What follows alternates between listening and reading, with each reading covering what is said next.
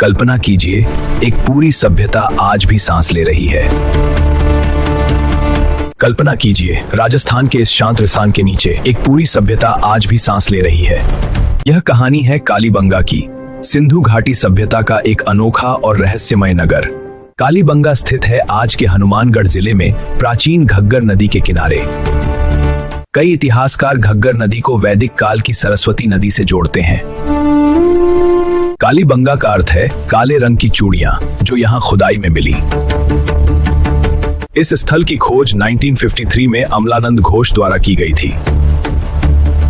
बाद में बीबी लाल और बीके थापर ने यहाँ विस्तृत उत्खनन कराया।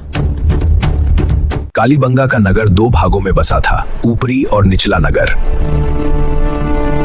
ऊपरी नगर प्रशासन और धार्मिक गतिविधियों का केंद्र था। ऊपरी नगर प्रशासन और धार्मिक गतिविधियों का केंद्र था। निचला नगर आम लोगों के जीवन और रोजमर्रा की गतिविधियों का क्षेत्र था। यहाँ पकी नहीं बल्कि कच्ची ईंटों का प्रयोग किया गया था। यह संकेत देता है कि यह क्षेत्र अर्ध शुष्क जलवायु वाला था। कालीबंगा भारत का एकमात्र हड़प्पा स्थल है जहां अग्निकुंड मिले। ये अग्निकुंड धार्मिक अनुष्ठानों की ओर संकेत करते हैं। कालीबंगा हमें भारत में कृषि के सबसे पुराने प्रमाण भी देता है। यहाँ जुताई किए हुए खेत पाए गए, जो भारत में पहली बार मिले। यहाँ जुताई किए हुए खेत पाए गए, जो भारत में पहली बार मिले। इन खेतों में एक साथ दो फसलें उगाई जाती थीं।